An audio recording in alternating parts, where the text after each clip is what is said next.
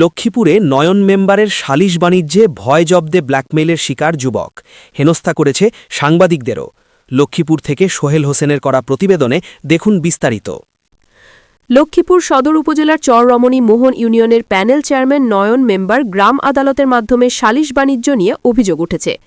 সদর উপজেলার চররুহিতা ইউনিয়ন ৮ নং ওয়ার্ডের বাসিন্দা সোলেমানকে ইউনিয়নের সিসি ফুটেজ বন্ধ করে মৃত্যুর হুমকি ও ধর্ষণের মামলা দেওয়ার হুমকি দেয় চেয়ারম্যান নয়ন মেম্বার।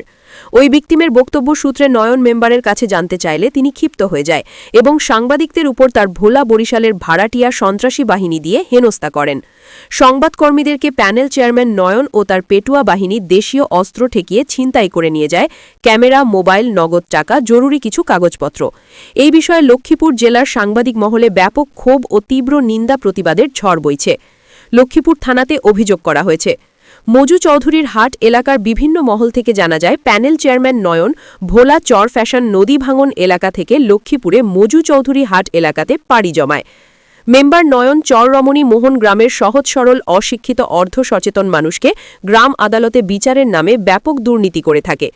মানুষের থেকে সন্ত্রাসী মাফিয়া কায়দায় সালিশ বাণিজ্যের লাখ লাখ টাকা হাতিয়ে নেওয়া, অবৈধ বালু, ঘাট দখল, জমি দখল, গরু ছাগল ছিনতাই, হাঁস মুরগি ছাগল ছিনতাই, মাদক চোরাচালানি ও সন্ত্রাসী কার্যক্রম করে আসছে। এই বিষয়গুলো নিয়ে নয়ন মেম্বার সম্পর্কে পত্রপত্রিকা ও মাল্টিমিডিয়ায় সংবাদ মাধ্যমে অনেক সংবাদ প্রচার হয়েছে। নয়ন মেম্বার বিএনপির রাজনৈতিক আশ্রয়ে ছত্রছায়ায় থেকে এসব অনৈতিক বেপরোয়া উঠেছে কাজ করে বলে সাধারণ জনগণ অভিযোগ করেন।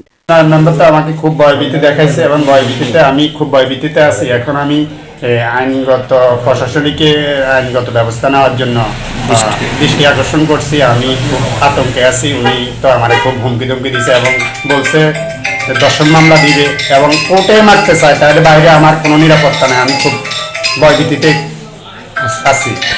দৈনিক সংবাদ দিগন্তের স্টাফ রিপোর্টার এবং বাংলাদেশ প্রেস ক্লাব লক্ষ্মীপুর জেলা শাখার সাধারণ সম্পাদক।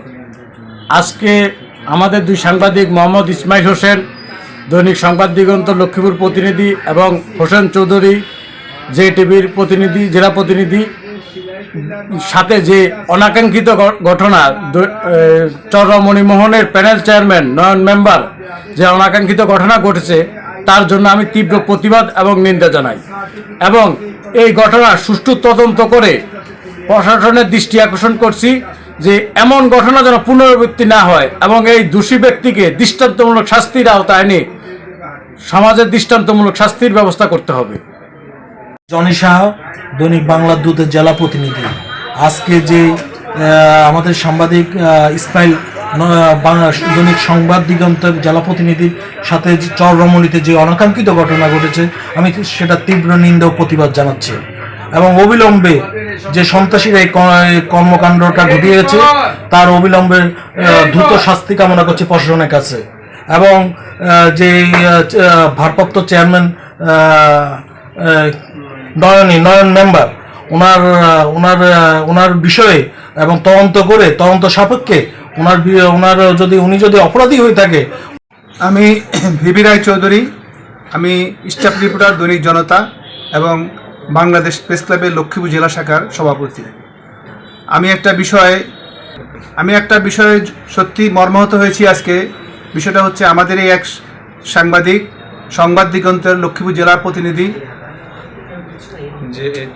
হোসেন এবং JTV লক্ষ্মীপুর জেলা প্রতিনিধি এবং বাংলাদেশ প্রেস ক্লাবের সহসভাপতি হোসেন চৌধুরীর সাথে যেই ঘটনা ঘটিয়েছে আজকে চররমণী মোহন ইউনিয়নের এই প্যানেল চেয়ারম্যান, তার এই বিষয়টা সত্যি আমি মর্মাহত।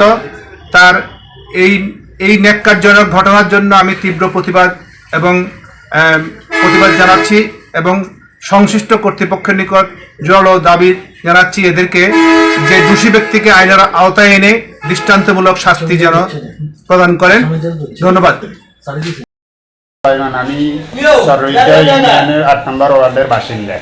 আমি বিয়ে করি চররমণী 9 নম্বর ওয়ার্ডে। আমার পারিবারিক বিষয় একটা বিষয়ের উপরে আমার ওয়াইফে একটা অভিযোগ দিয়েছে নয়ন মেম্বারের কোর্টে, চররমণী নয়ন মেম্বারের কোর্টে। যাকে আমি চররমণীতে থেকে এখান থেকে যাই, কয়েক তারিখ ঘোরাঘুরির পরে এই পর্যন্ত আমার বিচারে কোনো সমর্থিত হয় না। যাকে উনি বলছে আমি গার্ডিয়ান নিয়ে আসতে যাইতে, আমি কয়েক তারিখ 3 তারিখ পর্যন্ত গার্ডিয়ান নিয়ে গেছি। যাওয়ার পরে উনি ছিলেন না। না থাকার কারণে পরের তারিখে গত বুধবারে আমি গেছি, যাওয়ার পরে দেখি যে উনি আসেন নাই। উনি আসছেন, আসার পরে আমার গার্ডিয়ান সেদিন আমি নিয়ে নেই, নেওয়ার পরে আমাকে জিজ্ঞেস করছে যে তোমার গার্ডিয়ান কই, আমি কি গত 2-3 তারিখে আসছে, আসার পরে আপনারা পায় নাই, না পাওয়ার কারণে হেরা আজকে আমি বলিও না আর হেরাও আসে নাই, আমার সময় দেন। এই কথার লগে উনি আমি আসছে কিনা এটা প্রমাণিত করার জন্য শহীদ ভাই আছে, শহীদ ভাইকে ডাকছেন। এর আগে যে উনি সিসি ক্যামেরা বন্ধ করছেন না, আমাকে মারবে যদি এটা মিথ্যা প্রমাণিত হয়। এরপরে আবার আমাকে বলতেছে যে তোকে দর্শন মামলা ঢুকাই দেবো, তুই সংসার বাঙ্গিয়ালা, এটা বিষয় রাখার দরকার নাই। তো এভাবে উনি আমাকে খুব হুমকি টুমকি ব্যবহার করে।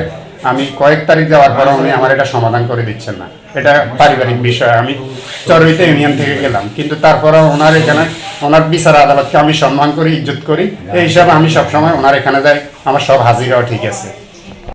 সাংবাদিকের কাছে তখন বাইরে গিয়ে দেখি যে সাংবাদিক আছে, তারপরে আমি ওনাদেরকে ডাকি বলছি যে এভাবে আজকে আসছি। উনি তো আজকে 1টা পর্যন্ত, এই বুধবারে, গতকালকে বুধবারে দেখি যে সাংবাদিকরা বাইরে দাঁড়ায় আছে, তখন ওনাদেরকে ডাকি বলি যে আমি এইভাবে এখন আজকে 1টা পর্যন্ত সময় গেছে, উনি তো আসেন না, এখন আমার গার্ডিয়ান তো থাকতেছে না, ওনারা চলে যাইতেছে, এখন আমার তো আজকে উনি প্রায় মারবে ডারবে, তাই আমিও চলে যাই। তখন সাংবাদিকের কাছে আমি এই কথাগুলো বলি।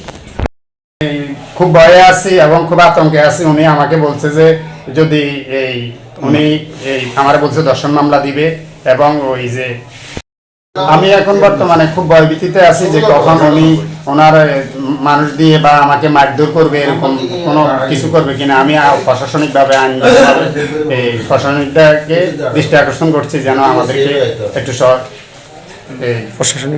প্রশাসনিকভাবে